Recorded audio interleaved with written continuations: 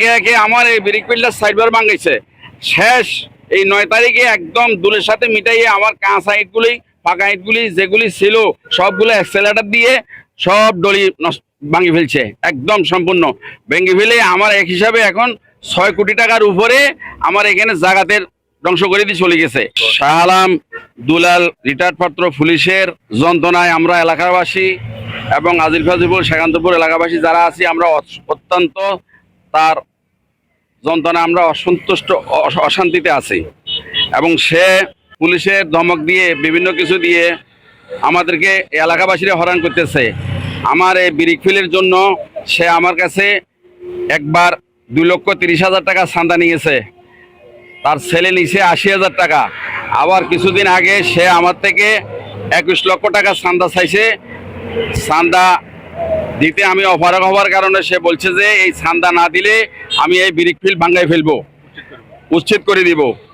আমার উচ্চ লেভেলে মন্ত্রণালয়ে এবং পরিবেশ অফিসে আমার লোক আছে, আমি আমার লোক দিয়ে এই ব্রিক ফিল ভাঙাই ফেলবো। ঠিক আমি এই চাঁদা তাকে 21 লক্ষ টাকা দিতে অপারগ হওয়ার কারণে সে আমার ব্রিক ফিলটা উচ্ছেদ করে ফেলেছে।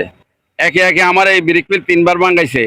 এখানে প্রায় 500 লোকের কর্মস্থান, আমি ব্যাংক লোন এবং মানুষের কাছে ফরওয়ার্ড বিক্রি করছি, ফরওয়ার্ডের দেনা সর্বদিক দিয়ে আমি আটক হয়ে লাঞ্ছিত হয়ে গেছি। শুধু একজন, এবং সে একটা দরখাস্ত দিছে পরিবেশ মন্ত্রণালয়ে, এবং পরিবেশ মন্ত্রণালয়ে করি সে দরখাস্ত অনুযায়ী তার দরখাস্তর কপি আমার কাছে আছে। দরখাস্তটা দিয়েছিল সে 1 তারিখ 9 মাস 2024 সালে। তার স্বাক্ষরিত দরখাস্তের মাধ্যমে আমার ব্রিকটা ভাঙে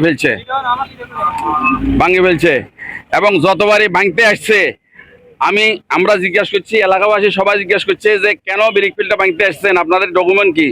সে বলতেছে যে এটার এগেনস্টে কমপ্লেইন শাহ আলম দুলাল কমপ্লেইন করছে, আমাদেরকে পরিবেশ মন্ত্রণালয় থেকে পাঠাইছে বারবার। ওনারা আমাদেরকে কোনো লিখিত দেয় নাই এবং এই ব্রিক ফিল ভাঙবো আমাকে কোনো নোটিশও দেয় নাই এবং কোনো কিছু অবগত করে না। যদি আমার ব্রিক ফিল চালু করার আগে নোটিশ দিত তাহলে আমি বন্ধ রাখতাম।